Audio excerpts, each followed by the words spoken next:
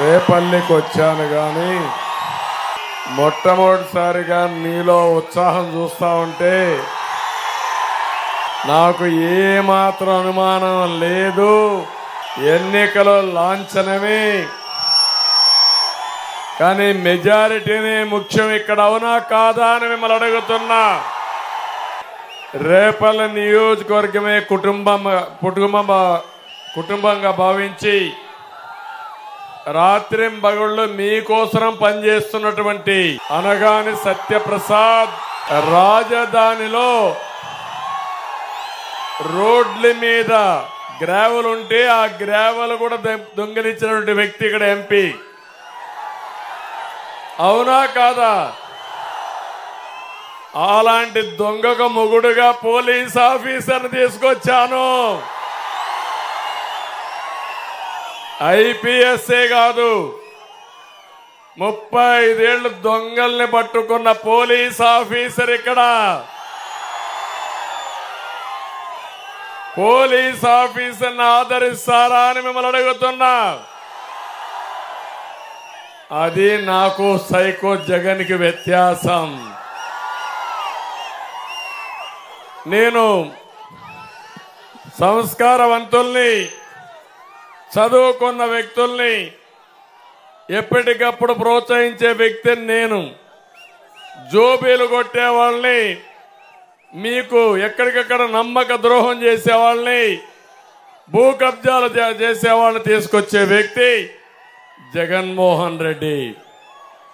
ఈరోజు మీలో ఒక నమ్మకాన్ని చూస్తున్నా. తెలుగుదేశం జెండాలు చూస్తా ఉంటే పచ్చ చొక్కాలు వేసుకుని, మా ఆడబిడ్డలు పసుపు చీరలు కట్టుకుని వీర వనితల మారిగా ముందుకొచ్చారు. మా తమ్ముళ్ళు అయితే బ్రహ్మాండంగా స్పందించే పరిస్థితికి వచ్చారు. అలాంటి నాకు ప్రాణ సమానమైన తెలుగుదేశం పార్టీ కుటుంబ సభ్యులకి ఇంకో పక్క జన సైనికులు, జనసేనాని ఆదేశాలు, పవన్ కళ్యాణ్ మీద అభిమానంతో ఎక్కడ చూసినా జన సైనికులైతే వీరోచితంగా పోరాడుతున్నారు, ఉధృతంగా వచ్చారు. నిన్న మొన్న 2 రోజులు గోదావరిలో తిరిగాం. తిరిగితే గోదావరి గర్జించింది. గోదావరి ఉధృతంగా వస్తే ఎంత స్పీడ్ ఉందో ప్రజల్లో కూడా అంత స్పీడ్ ఉంది. ఎవరైనా పొరపాటును కానీ వైఎస్ఆర్ కాంగ్రెస్ కానీ ఆ ఉధృతితో కాళ్ళు పెడితే సముద్రంలోకి కొట్టుకోపోవడం ఖాయం. అలాంటి మా జన సైనికులకి అందరికి కూడా పేరు పేరున మరొక్కసారి అభినందనలు, శుభాభినందనలు. ఇంకో పక్క బీజేపీ కార్యకర్తలు, నాయకులు ఈరోజు కూడా మధ్యాహ్నం మేము అందరం కూర్చున్నాం. నేను, పవన్ కళ్యాణ్ గారు, బీజేపీ నాయకులు అందరం కూర్చున్నాం. మేము ఒకటే ఆలోచించాం. రాష్ట్రంలో ఉండే ప్రతి ఒక్క కార్యకర్త, 3 పార్టీల నాయకులు, కార్యకర్తలు ఈ రాష్ట్రాన్ని కాపాడుకోవడానికి ఒక సైనికులుగా పనిచేయాలని నిర్ణయించాం. అలాంటి మా బీజేపీ నాయకులకి, కార్యకర్తలకి నరేంద్ర మోడీ గారిని ఒక స్ఫూర్తిగా తీసుకోవాలి. మీరు ఎంత క్రమశిక్షణ, ఎంత కష్టపడతారో చూశారు. అదే స్ఫూర్తితో వచ్చి బీజేపీ నాయకత్వం పనిచేయాలని వాళ్ళు కోరుతున్నా. ఇక్కడికి వస్తే భుజాల మీద మా పిల్లలందరినీ చూస్తున్న ఒక తల్లి కూతురి చేతిలో జెండా ఇచ్చింది. ఇంకో తండ్రి భుజాలపైన ఎక్కించుకున్నాడు. ఇంకో తండ్రి అమ్మాయిని భుజాలపైన ఎక్కించుకుని, చంద్రన్న నా బిడ్డను నీ చేతుల్లో పెడుతున్నా, వీళ్ళ భవిష్యత్తు నీదేనని ఆ తల్లులు, ఆ తండ్రులు నా మీద నమ్మకం పెట్టారంటే నా జీవితంలో నాకేం కావాలని అడుగుతున్నా. ఈ నమ్మకం కోసమే బ్రతికాను నేను. అయితే ఒక్కసారి మీరు గుర్తుపెట్టుకోవాలి, నేను ముందుగానే మిమ్మల్ని అందరినీ ఏ పని చేయాలన్నా ఏం చేస్తే లాభం వస్తుంది కూడా ఎప్పటికప్పుడు చెప్పేవాడిని. ఒక్క విషయం ఆలోచించుకోండి, హైదరాబాద్లో 2000 కంటే ముందు 1995లో మైక్ కొద్దిగా 95లోనే నేను ఆ రోజు ఒక విషన్ ఇచ్చాను, 20-20 విషన్ ఇచ్చాను. ఇప్పుడు కూడా ఇంత మునిపి ప్రసాద్ గారు అన్నారు, నాకు 73 సంవత్సరాలు, కానీ నా ఆలోచనలని నవ యువకుడికి ఏ ఆలోచనలు ఉంటాయి, ఆలోచనలే ఉంటాయి. రాబోయే 20 సంవత్సరాల్లో ప్రపంచంలో ఏ మార్పులు వస్తాయో ఆ మార్పులు తెచ్చి పిల్లలకు అందజేయాలనేది నా ఆరాటం. వీళ్ళ భవిష్యత్తు బంగారు భవిష్యత్తు చేయాలనేది నా ఆలోచన. తప్పకుండా చేస్తా. అయితే పిల్లలు, మీరు ఒక పని చేయాలి, అందరికీ సమ్మర్ హాలిడేస్. ఇప్పుడు ఇంకొక నెల స్కూల్స్ ఉండవు. పిల్లలు మీరంతా తెలుగుదేశం, జనసేన, బీజేపీ జెండాలు పట్టుకొని ప్రతిరోజు సాయంత్రం ఊరంతా ఒక ర్యాలీ చేసి ప్రజా చైతన్యం కోసం, మా భవిష్యత్తు కోసం ఓటేయమని ప్రజలకు పిలిపివ్వాల్సిన బాధ్యత ఈ పిల్లల పైన ఉంది. ఏం పిల్లలు చేస్తారా అని అడుగుతున్నా. మీరు ఇంకొక విషయం కూడా గుర్తుపెట్టుకోవాలి, మాట్లాడితే జగన్మోహన్ రెడ్డి అంటున్నాడు ఒంటరిగా రాలేదు, మేమంతా కలిసి వస్తున్నాం, ఆయన ఏదో ఒంటరిగా వస్తాడని. ఆయన వచ్చేది శవాలతో వస్తాడు, నేను వచ్చేది నాయకులతో వస్తాను. ఆయన చేసే శవ రాజకీయాలు చేస్తాడు, నేను చేసేది ప్రజా రాజకీయాలు చేస్తాను, పేదవాడి రాజకీయాలు చేస్తాను. మీరు చూస్తే ఇక్కడే ఒక ఎగ్జాంపుల్ చెప్పాడు అమర్నాథ్ గౌడ్. ఈ నియోజకవర్గం అక్కను వేధిస్తున్నారని, ఇది తప్పని ఇంట్లో చెప్పడమే కాకుండా ఎప్పటికప్పుడు ఆ విషయంలో అక్క కోసం ప్రయత్నం చేశాడు. ఆయన చేసింది ఇంట్లో చెప్పి ఇంట్లో వాళ్ళని జాగ్రత్త చేశాడు. ఆ నేరానికి ఆ కుర్రవాడిని సజీవ దహనం చేసి కాల్చేశారు. ముఖ్యమంత్రికి సిగ్గుంటే నేరుగా గ్రామానికి వచ్చి దోషుల్ని శిక్షించుండాల్సింది. చేశాడమ్మా నేను అడుగుతున్నా. అంటే ఆ అమ్మాయి ఇప్పుడు కూడా బాధపడతా ఉంది, ఇప్పుడు కూడా నన్ను వేధిస్తున్నారని. మీరొక్క విషయం గుర్తుపెట్టుకోండి, తెలుగుదేశం పార్టీ హయాంలో ఎవడైనా సరే, ఎక్కడైనా సరే ఇలాంటి అక్రందనలు, ఇలాంటి తప్పుడు పనులు చేస్తే అదే చివరి రోజు చేసిన పార్టీ తెలుగుదేశం పార్టీ. అంత కఠినంగా ఉన్నా, అవునా కాదా అని అడుగుతున్నా. చంపిన వాళ్ళు ఊర్లో తిరుగుతూ బాధితుల్ని బెదిరించే పరిస్థితి వచ్చారు. ఈరోజే చూశాను చీరాల నియోజకవర్గంలో ఇరుపరపాలెంలో, ఈరోజు చూస్తే ట్రాక్టర్లో ఇసుకలో ఒక శవం. మొన్నే మీరు చూశారు ఒక ఎమ్మెల్సీ ఒక ఎస్సీని చంపి డోర్ డెలివరీ ఇచ్చే పరిస్థితి వచ్చాడు. నేను ఈ విషయాలన్నీ చూసిన తర్వాత ఎన్నికల ముందు మీకు ఒక మాట చెప్పాను, మళ్ళీ ఒకసారి గుర్తు చేసుకోండి. ఆ రోజు నేను చెప్పింది, ఒక్క ఛాన్స్ వాళ్ళని నమ్మద్దండి, మిమ్మల్ని దోచేస్తాడని చెప్పానా లేదా అని మిమ్మల్ని అడుగుతున్నా. తల మీద చెయ్యి పెడతాడు, బుగ్గలు నిమర్తారు, ముద్దులు పెడతారు, మోసపోవద్దని చెప్పానా లేదా అని మిమ్మల్ని అడుగుతున్నా. ఇప్పుడేమైంది? గుద్దులే గుద్దులు, పిడిగుద్దులు. అంటే ఇంకో పక్క ఒక్కసారి మీరు చూడండి, ఎవరైనా కరెంటు తీగలు పట్టుకుంటారా ఒక్కసారని మోసపోవద్దని చెప్పాను. అయినా కూడా నేను చెప్పింది నా కోసరం కాదు, నేను అప్పటికే 14 సంవత్సరాలు ముఖ్యమంత్రిని. మళ్ళీ వస్తే ముఖ్యమంత్రి పదవిని బాధ్యతగా తీసుకునే మేము, వాళ్ళు మాత్రం పదవిని వ్యాపారంగా చేసుకుని డబ్బులు సంపాదించుకునే వాళ్ళు. నేను ఆ రోజు ఆ మాట కూడా చెప్పాను. ఇంకో పక్క జగన్ వస్తే పోలవరం పూర్తి కాదు, 72% పూర్తి అయిపోయింది. మీ కృష్ణా డెల్టాకి ఆ రోజు పట్టెసీమ పూర్తి చేసి నీళ్లు తీసుకొచ్చిన పార్టీ.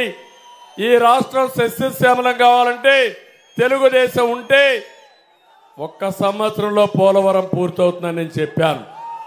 పోలవరాన్ని పాడు చేస్తాడని చెప్పాను. ఆ రోజు మీరు వినలేదు.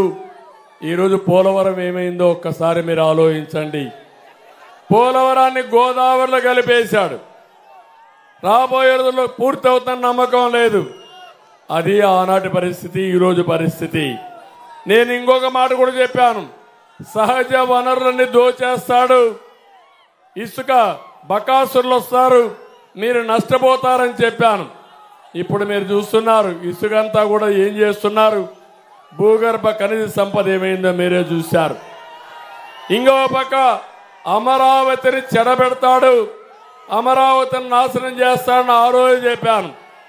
ఈరోజు చూశారా లేదా? అమరావతి కూడా పూర్తిగా విధ్వంసం అయిపోయింది.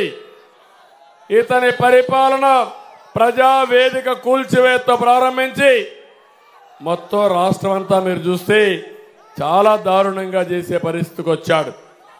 నేను అందుకే మిమ్మల్ని అందరినీ కోరుతున్న ఇంకొక విషయం చెప్తున్నాను.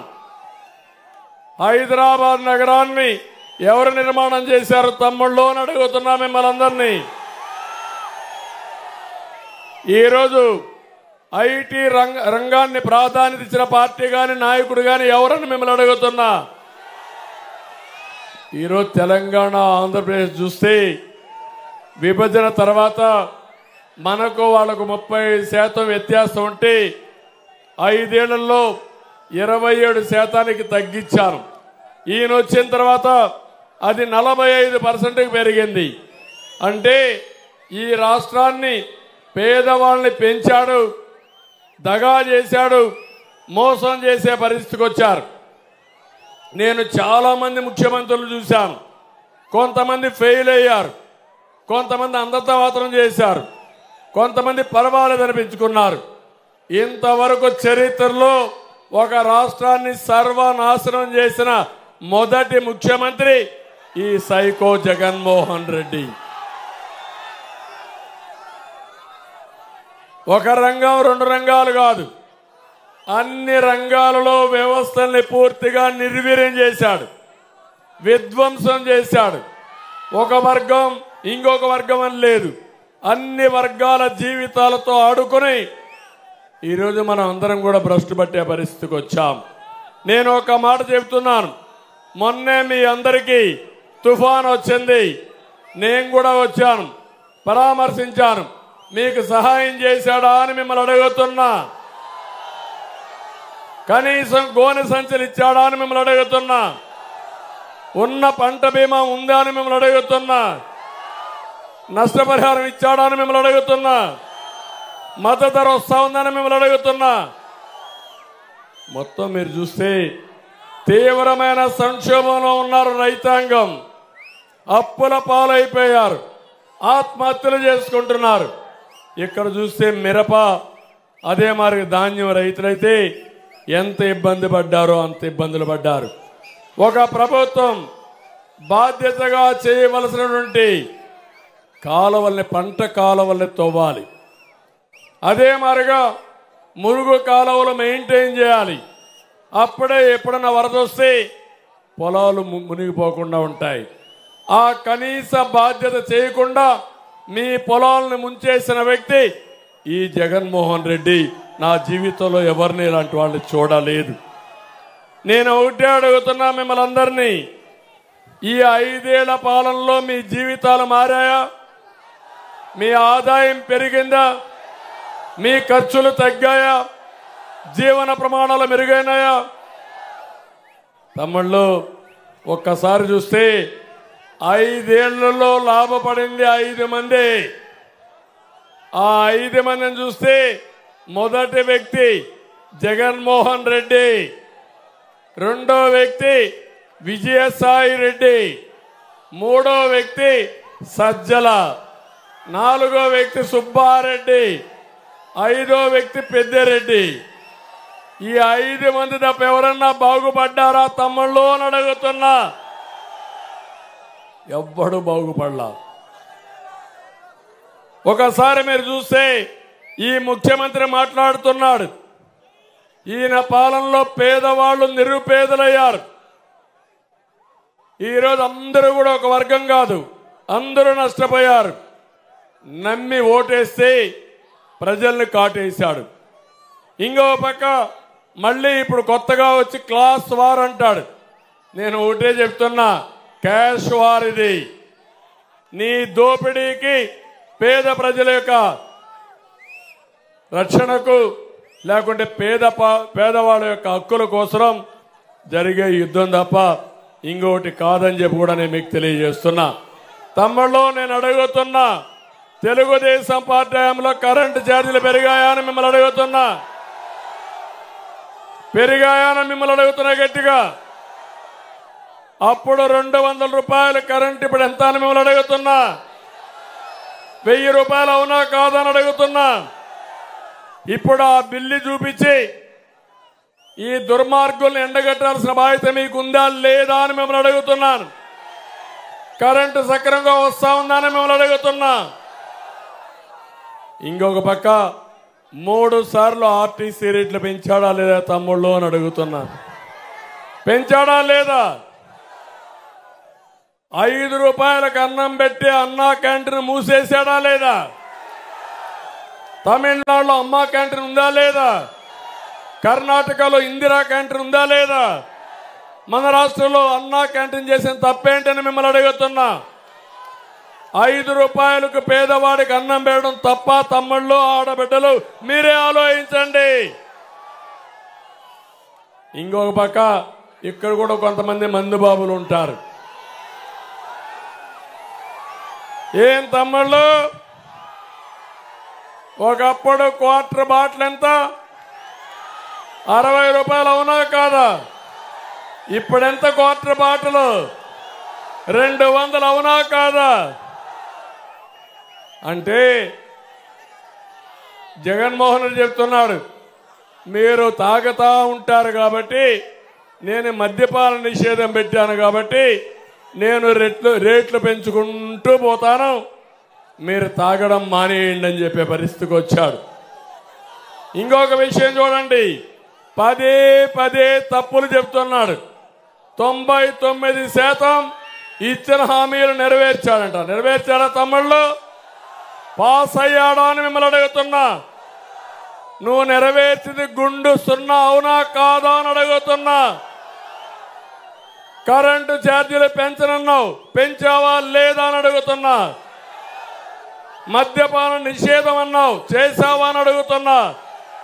మద్యపాన నిషేధం చేసిన తర్వాతనే ఓటు అడుగుతానని చెప్పావా లేదా అని అడుగుతున్నా.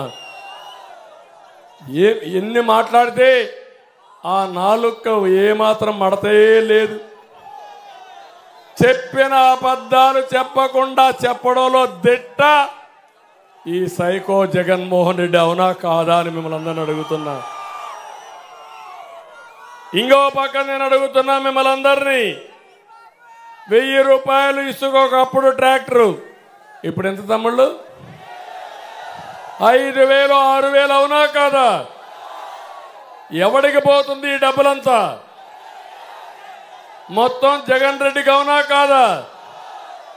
నీతివంతమైన పాలన ఇస్తున్నా అంట. నీతి చెప్పుకోవడానికి కూడా సిగ్గు కూడా లేకుండా మాట్లాడుతున్నాడు.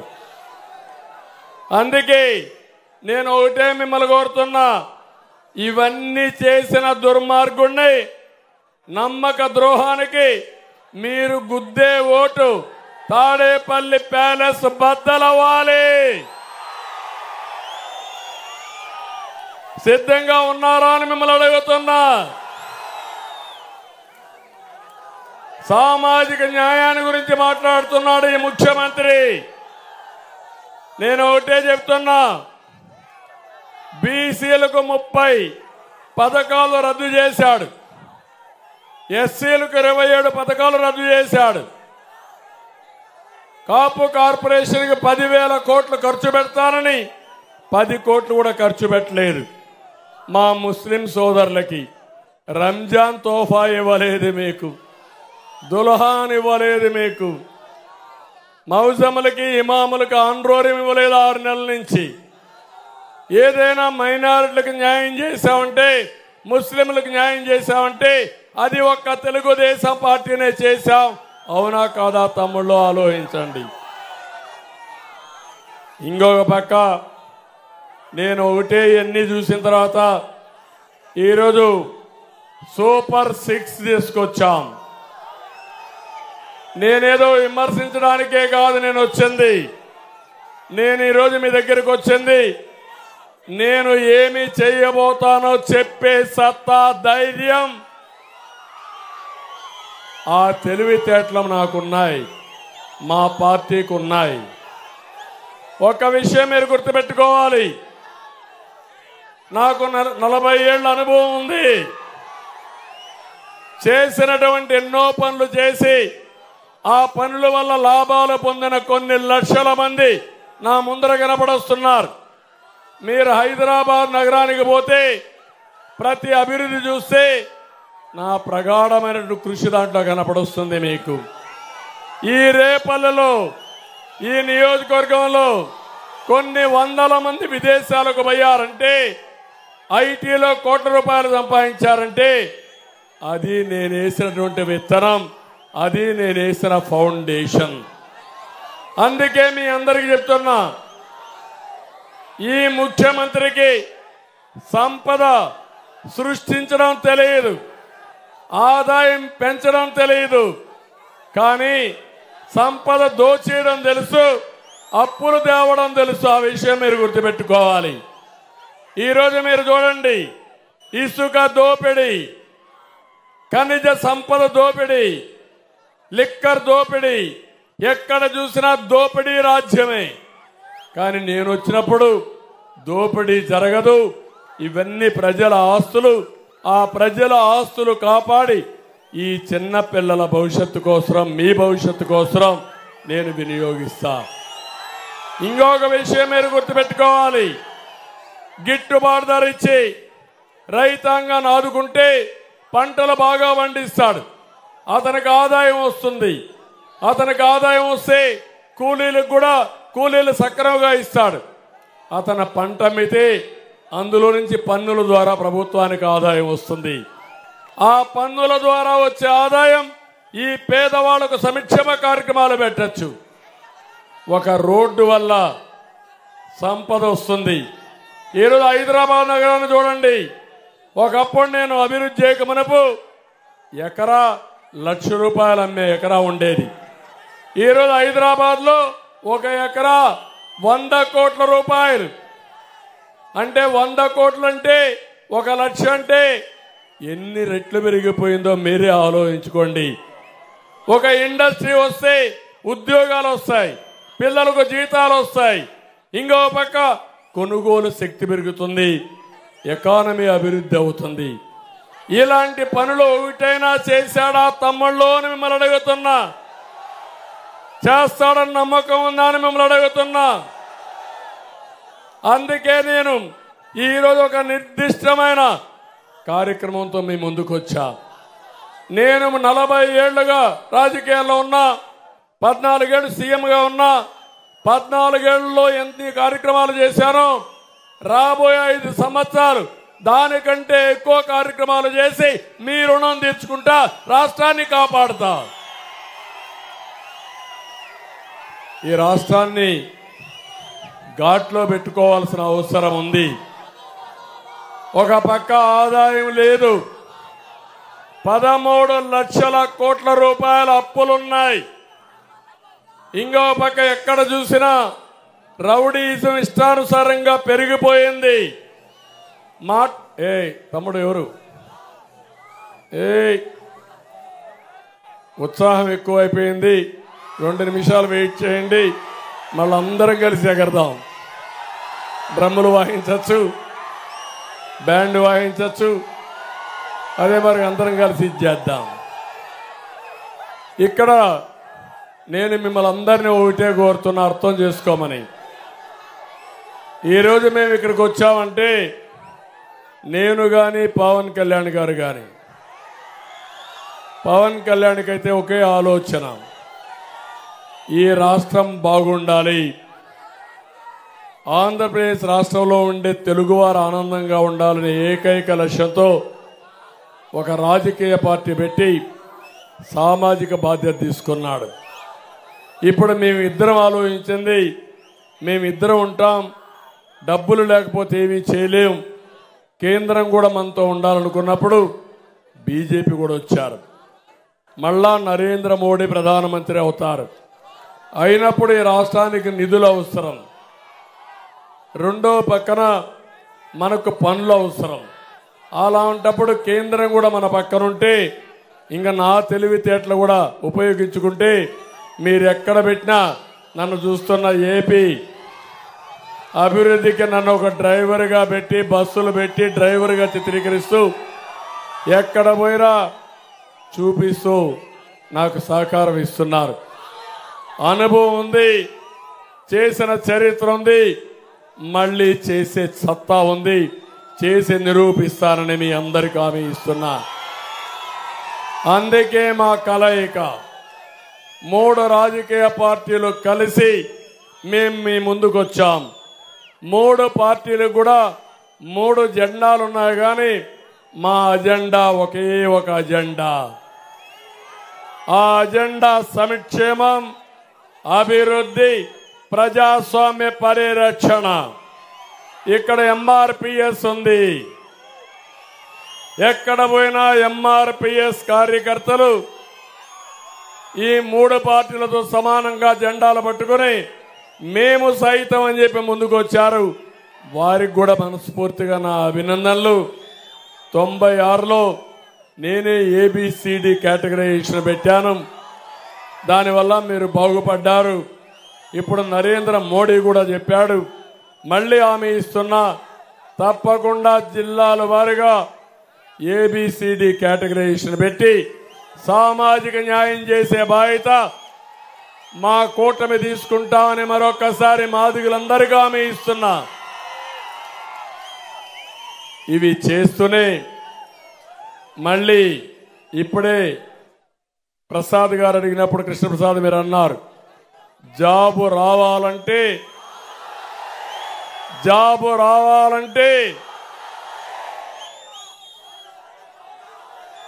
నమ్మకం ఉంది, అంతేనా మీకు అందరికీ? అందుకే నేను కూడా ఒక నిర్దిష్టమైన కార్యక్రమంతో మీ దగ్గరికి వస్తున్నా. మొట్టమొదట నేను ఇష్టపడే మా ఆడబిడ్డలు. నా జీవితంలో ఎప్పుడు కూడా ఆడబిడ్డలను అన్ని విషయాల్లో ఒక స్ఫూర్తిదాయకంగా తీసుకున్నాను. నేను ఒకే ఒక విషయం ఆలోచించాను, మీరందరూ అపార్థం చేసుకోవద్దండి. మగవాళ్ళందరూ, మన ఇంట్లో కూడా ఆడవాళ్ళు సగం మంది ఆడవాళ్లే ఉంటారు. ఎప్పుడు కూడా ఆడవారికి గౌరవం ఇవ్వలేదు, ఆడబిడ్డలకు గౌరవం ఇచ్చింది ఫస్ట్ టైం అమ్మ ఎన్టీ రామారావు గారు ముఖ్యమంత్రి అయిన తర్వాత. ఆడబిడ్డలను గుర్తించిన నాయకుడు ఎన్టీ రామారావు గారు. అంత మునుపు మీరు కూడా ఆలోచించేవాళ్ళు, ఆడబిడ్డలు ఏదైనా సరే ఆడబిడ్డలను చదివించక్కర్లేదు, ఏ అయ్య చేతోనే పెట్టేస్తాం, పెళ్లి చేసి పంపించేద్దాం, మగపిల్లవాడే ఉంటే మనం చూసుకుంటాడని మీరు అందరూ ఆలోచించేవాళ్ళు. కానీ ఎన్టీ రామారావు గారు ఆలోచించింది ఇది కరెక్ట్ కాదు. ఆడబిడ్డైనా మగబిడ్డైనా తల్లిదండ్రుల ఆస్తిలో సగం వాటా ఇవ్వాలని నిర్ణయించింది ఎన్టీ రామారావు గారు.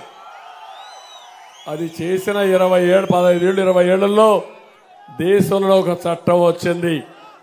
ఎవరైనా ఆడబిడ్డలకు మీ పెద్దవాళ్ళ ఆస్తి ఇవ్వకపోతే దబాయించి తీసుకోండి, అది మీ హక్కు, ఎన్టీఆర్ ఇచ్చిన హక్కు అని చెప్పి మరొక్కసారి తెలియజేస్తున్నా. ఈరోజు రెండో విషయం, అంతవరకు రాజకీయాల్లో ఆడబిడ్డలు వచ్చేవాళ్ళు కాదు. మొట్టమొదటిసారిగా ఎన్టీ రామారావు గారు స్థానిక సంస్థల్లో రిజర్వేషన్లు పెట్టాడు 8%. ఇప్పుడు 50% వచ్చాయి. రేపు ఎల్లుండ పార్లమెంట్ కూడా బిల్లు పాస్ అయింది. చట్టసభలో కూడా మా ఆడబిడ్డలకు రిజర్వేషన్లు వస్తున్నాయి. దానికి నాంది పలికింది ఎన్టీ రామారావు గారు. మూడోది, ఆడబిడ్డల్ని చదివించాలని పద్మావతి మహిళా యూనివర్సిటీ పెట్టింది ఎన్టీ రామారావు గారు. ఆ తర్వాత నేను ఆలోచించాను, ఇంకా చాలామంది చదువుకోలేదు, ఇంట్లోనే ఉన్నారు, కానీ వాళ్ళకు కూడా తెలివితేటలున్నాయి అని డాక్రా సంఘాలు పెట్టింది నేనేనమ్మా. మీరంతా ఒకసారి భవిష్యత్ గతంలో ఆలోచించుకోవాలి. ఆ రోజు మీ అందరికీ నేర్పించాను, మీటింగులు పెట్టి మీ హక్కులు చెప్పాను, ఆఫీసర్లందరికీ చెప్పాను. మా డాక్రా సంఘాలు వస్తారు, పనులు చేయండి, చేయకపోతే మేము వదిలిపెట్టనంటే మీరు బ్రహ్మాండంగా రాణించారు. అక్కడి నుంచి ప్రారంభమైంది ఈ ఉద్యమం. మీరు పొదుపు రూపాయి చేస్తే రూపాయి ఇచ్చాను, మీకు రివాల్వింగ్ ఫండ్ తయారు చేశాను. అదే మరి ఆడబిడ్డ నిధి కింద మొన్న కూడా పసుపు కుంకుమ కింద 10,000 రూపాయలు ఒక్కొక్క మెంబర్కి ఇచ్చిన పార్టీ తెలుగుదేశం పార్టీ. వడ్డీ లేని రుణాలు ఇచ్చిన పార్టీ తెలుగుదేశం పార్టీ. ఆడబిడ్డల చదువు కోసం మీరు ఆలోచిస్తే 33% ఉద్యోగాల్లో కాలేజీల్లో రిజర్వేషన్లు పెట్టాను. మగపిల్లలు అన్నారు అప్పుడు నన్ను, మీరు 33% పెట్టారు, మెరిట్లో వస్తారు, 50% అయిపోతా ఉందంటే పర్వాలేదు, చాలామంది చదువుకోలేదు, ఆడబిడ్డలు ఎక్కువ చదువుకుంటే బాగుంటుందని చెప్పా. ఈరోజు మీరు ఒక్కసారి చూస్తే ఒకప్పుడు వరకట్నం ఉండేది, ఇప్పుడు రివర్స్ కట్నం ఇచ్చారు. అవునా కాదా అని మిమ్మల్ని అడుగుతున్నా. ఎవరైనా ఇప్పుడు వరకట్నం అడుగుతున్నారా తల్లి అని అడుగుతున్నా. అది నేను తెచ్చిన మార్పు. అవునా కాదా? ఓసారి జ్ఞాపకాలు కొన్ని రోజులకే ఉంటాయి, తర్వాత మంచి చేసిన కూడా మర్చిపోతా ఉంటాం. నా ఆడబిడ్డలు కూడా మర్చిపోయారని నేను అనుకుంటున్నా. నేను అందుకనే మీకు ఒక మాట చెప్తున్నా. ఇప్పుడు ఒకప్పుడు వంట గ్యాస్ కూడా నేనే ఇచ్చాను, జ్ఞాపకం ఉందా మీకు? నాకు చాలా జ్ఞాపకం. మా తల్లిని చూశాను వంట చేస్తూ, వంట ఇంట్లో నుంచి బయట వస్తే కళ్ళలో నీళ్లు వచ్చేటివి. అంటే ఆ పొగంతా కళ్ళల్లోకి పోయి కడుపులోకి పోయి చాలా బాధపడేవాళ్ళు. గంటల తరబడి వంటింట్లోనే ఉండేవాళ్ళు. అందరికీ వంట చేయాలంటే చాలా కష్టంగా ఉండేది. అందుకే మొట్టమొదటిసారిగా దేశంలోనే అన్ని ఇండ్లకు వంట గ్యాస్ ఇచ్చిన పార్టీ దీపం కింద తెలుగుదేశం పార్టీ. మరుగు దొడ్డి లేకుండా మీరు రోడ్డు మీద కూర్చుంటే తెల్లవారితో ఎప్పుడైతే తెల్లవారకు మనకు కూర్చొని మళ్ళా సాయంత్రం వరకు ఇబ్బంది పడేవాళ్ళు. అవునా కాదా? అందుకే మరుగుదొడ్లు కట్టించాను నేను ఆత్మగౌరవం కింద. ఒక్కోసారి మీరు వినకపోతే గట్టిగా కూడా కట్టించాను, ఏమనుకోకపోతే. ఇవన్నీ ఎందుకు చేశారంటే నా ఆడబిడ్డలు గౌరవంగా ఉండాలి, మగవారితో ధీటుగా ఉండాలి, అవసరమైతే ఇంకొంచెం ముందుండాలని నేను మీ పక్షానే ఉన్నా. నేను ఆడబిడ్డల పక్షానే తప్ప మగవాళ్ళకు కూడా సహకరిస్తా, కానీ ఎక్కువ మీతోనే ఉన్నానని మా ఆడబిడ్డలందరికీ హామీ ఇస్తున్నా. అందుకే ఇప్పుడు నేను సంపాదిస్తా, ఆదాయాన్ని పెంచుతా. ఆ పెంచిన ఆదాయం మా ఆడబిడ్డలకు ఇచ్చి, ఆడబిడ్డల నిధి కింద ఇచ్చి మీ ఆదాయాన్ని కూడా పెంచుతాను. నేను జగన్మోహన్ రెడ్డి చేసే పని 10 రూపాయలు ఇచ్చి అప్పు తెచ్చి అప్పు మీ నెత్తిన పెట్టి 100 రూపాయలు కొట్టేస్తున్నాడు. నేను ఆ పని చేయను. సంపద సృష్టిస్తా, ఆదాయం పెంచుతా.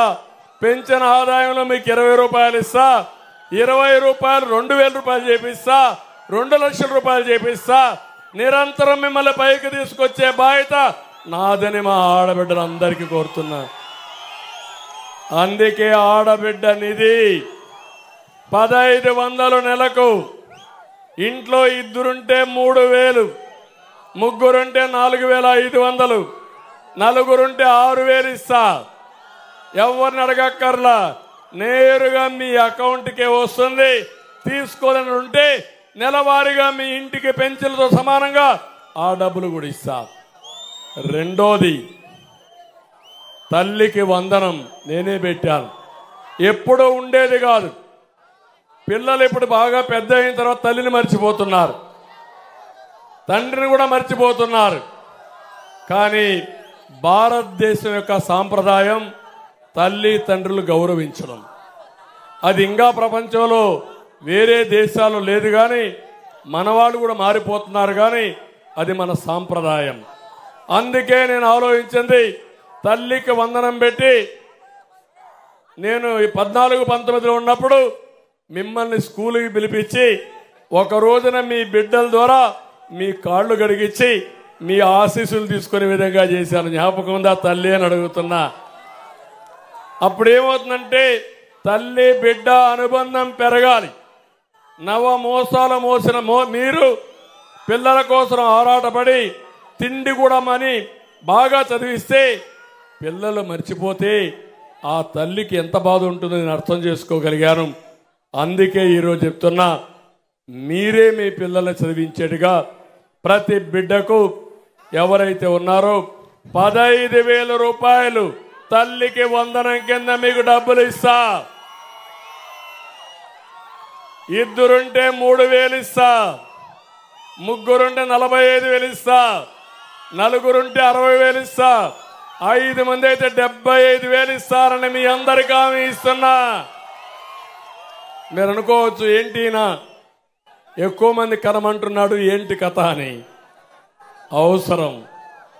ఇప్పుడు బాగా చదువుకున్న వాళ్ళు కొంతమంది పిల్లలు కనడం మానేశారు. ప్రపంచం అంతా పిల్లలు కనడం మానేసిన దానివల్ల జనాభా తగ్గిపోయి ముసలివాళ్ళ సంఖ్య పెరిగిపోయింది.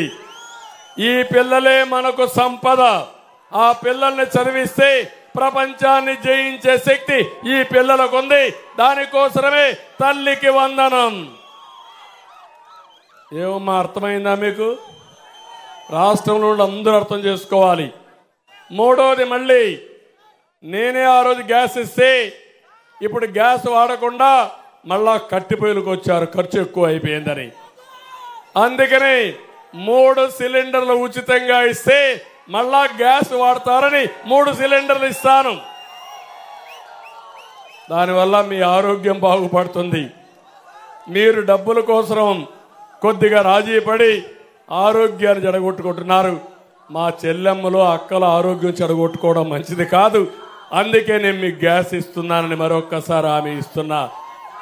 4, మీరు ఎక్కడన్నా బయట పోవాలంటే దర్జాగా బస్ ఎక్కండి, నేరుగా వెళ్ళండి. డ్రైవర్కి చెప్పండి, మా చంద్రన్నే డ్రైవర్, ముందుకు పోనివయ్యా, నేను ఎక్కడికి పోవాలో అక్కడ పోయి దిగుతానని చెప్పండి. దీనివల్ల మీకు ఒక లాభం, ఉద్యోగాలు చేసుకోవాళ్ళకి ఆదాయం వస్తుంది. ఎక్కడన్నా బయట తిరగాలనుకుంటే బస్ ఛార్జీలు కూడా లేకుండా బంధువుల ఇంటికి పోవాలన్నా పనున్నా పోకుండా ఇంట్లో ఉంటారు. లేకుంటే పిల్లలను భర్తను డబ్బులు అడిగే పరిస్థితి వస్తుంది. మా ఏ ఆడబిడ్డ కూడా డబ్బులు అడగకుండా ఆర్థిక స్వాతంత్రం మీకు ఇవ్వాలని, మీకు మీ యొక్క బీరువా తాళాలు మీకు అందజేయాలని నా అభిమతం. అది చేయిస్తానని మీ అందరికీ తెలియజేస్తున్నా. సిద్ధమా అని అడుగుతున్న మా ఆడబిడ్డల్ని, ఉపయోగించుకుంటారా అని అడుగుతున్న మా ఆడబిడ్డల్ని. మన సూపర్ 6 జగన్మోహన్ రెడ్డి నకిలీ నవరత్నాలు 2 బేరీ చేయండి. ఇంకొక విషయం కూడా గుర్తుపెట్టుకోండి, ట్యాంకులో నీళ్లుంటే ట్యాప్లో నీళ్లు వస్తాయి, అంతేనా? ట్యాంకులో నీళ్లు లేకపోతే రావు కదా. ఇప్పుడు మొన్న 1వ తారీఖు జీతాలు ఇచ్చాడా జగన్మోహన్ రెడ్డి? పింఛన్లు ఇచ్చాడా జగన్మోహన్ రెడ్డి? అంటే ట్యాంకులో నీళ్లు అయిపోయినాయి, ట్రెజరీ ఖాళీ అయిపోయింది. మళ్ళా అప్పిస్తే మళ్ళా ఎగరతాడు. అప్పిచ్చేవాడు మారేస్తే ఏమవుతాడు? ఏది రాదు మీ అందరికీ. అందుకే నేను చెప్తున్నా, మీ ఇంట్లో కూడా చూడండి, దినమంతా కూడా తాగేసి ఊరు తిరిగి వస్తే కుటుంబం గడుస్తుందమ్మా, గడుస్తుందని. ఎవరైతే వ్యవసాయం చేయాలనో ఉద్యోగం చేయాలో చేసి మీరు 10 రూపాయలు సంపాదిస్తే ఆయన ఒక 20 రూపాయలు సంపాదిస్తే కుటుంబం సాఫీగా జరుగుతుంది. అది ముఖ్యం. అందుకే నేను చెప్తున్నా, తెలిసిన వ్యక్తి భవిష్యత్తు గురించి ఆలోచిస్తున్నా, మిమ్మల్ని గురించి ఆలోచిస్తున్నా, నా కోసరం కాదు. ఈ విషయం మీరు గుర్తుపెట్టుకోమని కోరుతున్నా. ఈరోజు ఇక్కడే తమ్ముళ్ళు కోరుతున్నా అందరినీ. తమ్ముళ్ళు, ఇక్కడ చాలా మంది తమ్ముళ్ళు ఉన్నారు. మీకు ఉద్యోగాలు ఇప్పించే బాధ్యత నాది. 24 లక్షల ఉద్యోగాలు, సంవత్సరానికి 5 లక్షలు. మెగా డిఎస్సి మొదటి సంతకం, జాబ్ క్యాలెండర్. పెట్టుబడులు ఆటోమేటిక్ గా మనం ఉంటే వస్తాయి. జగన్ ఉంటే పెట్టుబడులు పారిపోతాయి. అందుకే కోరుతున్నా, మీ అమ్మా నాన్న పైన అడిగే పని లేదు, నేనే ఇస్తా 3000 రూపాయల ఖర్చులకు కూడా. రేపల్లిలో కూర్చొని అమెరికా కంపెనీకి నువ్వు పనిచేయి, వర్క్ ఫ్రమ్ హోమ్ తీసుకొస్తా. రేపల్లో ఒక హైటెక్ టవర్ రోడ్ కడతా, మంచి ఆఫీస్ కడతా, మంచి గార్డెన్ లో. ఇంట్లో బోర్ కొడితే ఇక్కడికి వచ్చి ఆఫీసులో పనిచేయి. మొన్న కోవిడ్ లో చాలా మంది పనిచేశారా లేదమ్మా? అదే నా విధానం.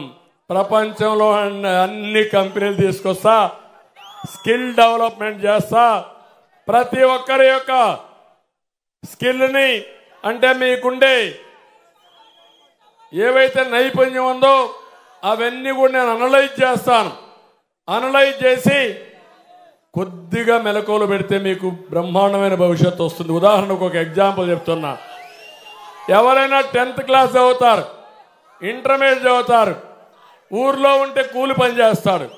కూలి పని చేసి ఎంత ఆదాయం వస్తుంది? 100 రూపాయలు వస్తుంది. అంతేనా? 100 రూపాయలు వస్తుంది. అంతే ఉంటే పనులుంటే.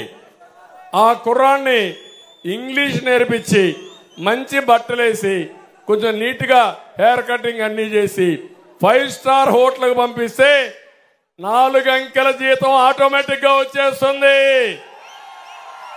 అవునా కాదా? మనిషి మారాడా? మనిషి మారలా. అదే మనిషి, ఆ మనిషికి కొంచెం నైపుణ్యం నేర్పించాం. నైపుణ్యం నేర్పిస్తే జీవితమే మారిపోయింది. అదే పవన్ కళ్యాణ్ గారు నిన్న చెప్పాడు ఒక మాట. మా అన్న సినిమా యాక్టర్గా ఉండి నన్ను సినిమా యాక్టర్గా ట్రైనింగ్ పంపించాడు, యాక్టింగ్ నేర్పించాడు, డైలాగులు నేర్పించాడు. నేను ఆటోమేటిక్గా ఈరోజు మంచి సినిమా యాక్టర్ అయ్యి మీ దగ్గరకు వచ్చారని. ఆ పని మీ అందరికీ చేసే బాధ్యత నాదని మీ అందరికీ హామీ ఇస్తున్నా. ఎవరెవరి ఇంట్రెస్ట్ను బట్టి, ఎవరెవరి శ్రద్ధను బట్టి మీ నైపుణ్యాన్ని పెంచి ప్రపంచమే హద్దుగా మిమ్మల్ని అభివృద్ధి చేసే బాధ్యత నాదని మీ అందరికీ హామీ ఇస్తున్నా. ఇంకో పక్క యువతే కాకుండా అన్నదాతకి 20,000 రూపాయలు ఇస్తాం. పెన్షన్లు కూడా చెప్పాను, 4,000 రూపాయలు పెన్షన్ ఇంటి దగ్గర ఇస్తాం. వాలంటీర్లకు 10,000 రూపాయలు జీతం ఇస్తాం. నేను వాలంటీర్లకు 10,000 జీతం అంటేనే వైఎస్ఆర్ కాంగ్రెస్ నాయకులు గింజుకుంటున్నారు. గింజుకుంటున్నారా లేదా? ఎంత స్వార్థపరుడంటే ఈ జగన్మోహన్ రెడ్డి, వాలంటీర్లు అందరూ రాజీనామా చేస్తే ఆయన మళ్ళా ముఖ్యమంత్రి అయితే మొదటి సంతకం పెడతాడంట. ఈయన కాకపోతే ఏమవుతుంది? అందరి జీవితాలు నాశనం అయిపోతాయా లేదా? ఇది స్వార్థం అవునా కాదా? జీవితాలతో ఆడుకోవడం అవునా కాదా? చెలగాటం ఆడడం అవునా కాదా? నేను అందుకే చెప్పా, మీరు ఎవ్వరూ రాజీనామా చేయొద్దండి, నేనుంటా, మీ వ్యవస్థ ఉంటుంది, మీ జీతాలు పెంచుతా, మీకు స్కిల్ డెవలప్మెంట్ చేస్తా, లక్షల రూపాయలు సంపాదించే మార్గాన్ని నేను నేర్పిస్తానని నేను పిలిపించా. న్యాయం అవునా కాదా తమ్ముళ్ళు అని మిమ్మల్ని అడుగుతున్నా. అది ఆయనకు మనకుండే ఇది. ఈరోజు ఇవన్నీ చేయడం కోసం రేపల్లెలో 100 పడకల ఆసుపత్రి నిర్మాణం పెండింగ్లో ఉంది. దాన్ని పూర్తి చేస్తాం. టిట్కో ఇళ్లన్నీ పెండింగ్లో ఉన్నాయి, అవి కూడా పూర్తి చేస్తాం. రేపల్లె నిజామపట్నం శాశ్వత డంపింగ్ యార్డ్ కావాలి, దాన్ని కూడా ఇచ్చేస్తాం. పెనుమూడు రావి అనంతవరం కరకట్ట బలహీనంగా ఉంది, ఇవన్నీ కూడా చేస్తూనే ఇక్కడ వ్యాన్ పిక్ సిటీ కూడా ఎంత స్కామో మీరే చూశారు. అంటే ఒక వ్యక్తి మంచివాడై ఉంటే ఆ వ్యాన్ పిక్ సిటీ వచ్చుంటే ఈ ప్రాంతం ఎంత అభివృద్ధి. నిజామపట్నం వ్యాన్ పిక్ ఈ రెండు వచ్చుంటే బ్రహ్మాండమైన ఒక టౌన్షిప్, ఒక సిటీనే ఇక్కడ అభివృద్ధి అయి ఉంటే రేపల్లె నియోజకవర్గం దేశంలోని నెంబర్ 1 నియోజకవర్గంగా విశాఖపట్నానికి దీటుగా తయారై ఉండేది. దుర్మార్గుల అవినీతికి బలైపోయింది, చాలా దుర్మార్గంగా జరిగింది. నాకు ఒక బాధ ఉంది, బాధపడేది మీరు బాధపడుతున్నారు. నష్టపడుతుంది ఈ సైకో జగన్ నష్టపడ్డాడు. స్వార్థం కోసం అందులో అవినీతికి పాల్పడి ఈరోజు మొత్తం దెబ్బతినే పరిస్థితికి వచ్చాం. నేను ఒకటి హామీ ఇస్తున్నా, తప్పకుండా మళ్ళీ అవినీతిని ఏ విధంగా యాక్షన్ తీసుకోవాలో తీసుకొని వ్యాన్ పిక్ సిటీని నిజాంపట్నాన్ని అభివృద్ధి చేసి ఈ ప్రాంతానికి ఒక ఉజ్వల భవిష్యత్తు ఇచ్చే బాధ్యత మేము తీసుకుంటాం. దాంట్లో కూడా అనుమానం లేదు. ఇంకో పక్క రొయ్యలు కూడా దెబ్బతిన్నాయి. ₹50 కరెంట్ ఛార్జీలు ఇచ్చి రొయ్యల పరిశ్రమను ఆదుకుంటాం. బీసీలకి సంవత్సరం 30,000 రూపాయల చొప్పున 30,000 కోట్ల రూపాయల చొప్పున 5 ఏళ్లలో 1,50,000 కోట్లు ఖర్చు పెట్టే బాధ్యత మేము తీసుకుంటాం. ఇది బీసీ నియోజకవర్గం. ఇక్కడ మత్స్యకారులు ఉన్నారు, గౌడాస్ ఉన్నారు. అదే మాదిరిగా ఇంకో పక్క మీరు చూస్తే చాలా మంది ప్రధానంగా ఈ 2 కులాలు ఉన్నాయి. ఇంకా మిగిలిన కూడా చేనేత కూడా పెద్ద ఎత్తున ఉన్నారు. నేను ఒకటే చెప్తున్నా, బీసీల పార్టీ తెలుగుదేశం పార్టీ. తెలుగుదేశం పార్టీకి వెన్నెముక బీసీలు. ఈరోజు హామీ ఇస్తున్నా, ఈ అవకాశాన్ని సద్వినియోగం చేసుకుని మళ్ళీ ఆదరణ తీసుకొచ్చి 500 కోట్ల రూపాయలు ఎవ్రీ ఇయర్ ఖర్చు పెట్టి మినిమం ఒక 5,000 కోట్లు ఖర్చు పెట్టి వాళ్ళని ఆదుకుంటాం. ఇంకొక పక్కన ప్రతి ఒక్క కులంలో ఉండే కుల వృత్తులు లేకపోతే వాళ్ళు వచ్చినటువంటి వంశపారంగా వచ్చిన వృత్తుల్ని పూర్తిగా గౌరవించే పరిస్థితి తీసుకొస్తాం. బీసీ డిక్లరేషన్ ఇచ్చాను, దీన్ని పూర్తిగా అమలు చేస్తాం. మా మైనారిటీ సోదరులకు హామీ ఇస్తున్నా, నా హయాంలో నేను ఎన్డీఏలో ఉన్నా లేకపోయినా ఏ మైనారిటీకి అన్యాయం జరగలేదు. 4% ఉద్యోగాలు కాపాడుతాం, మైనారిటీల కోసం పనిచేస్తాను. మీరు ఆర్థికంగా సామాజికంగా రాజకీయంగా వెనుకబడి ఉన్నారు, పూర్తిగా మీకు అండగా ఉండే బాధ్యత మాదని మైనారిటీ సోదరులందరికీ విజ్ఞప్తి చేస్తున్నా. ఇప్పుడు నేను ఒకటే మిమ్మల్ని కోరేది, ఈరోజు మీ ఉత్సాహం చూశాను. ప్రజల మనిషి అనగాని రేపల్లె తన కుటుంబం, ప్రతి ఇల్లు తన ఇల్లే. మీకోసం అంకితమైన వ్యక్తి. ఇప్పటికే 2 సార్లు గెలిపించారు, 2 సార్లు 15,000 గెలిపించారు. ఈసారి దాన్ని రివర్స్ చేయాలి. 51,000 మినిమంతో గెలిపిస్తామని చప్పట్లు కొట్టి చెప్పండి. నమ్మకమేనా అని అడుగుతున్నా, నమ్మకమని అడుగుతున్నా. అదే సమయంలో కృష్ణప్రసాద్ దొంగ పైన పోలీస్ ఆఫీసర్,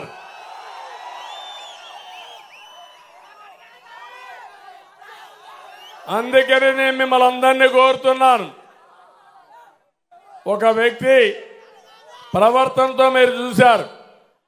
ఎప్పుడు కూడా ఒకసారి గెలిస్తే ఇష్టానుసారంగా మాట్లాడడం, కడాన అమరావతిలో గ్రావెల్ కూడా దూకొని వెళ్ళిపోయే పరిస్థితి రావడం, ఇది చాలా దుర్మార్గం.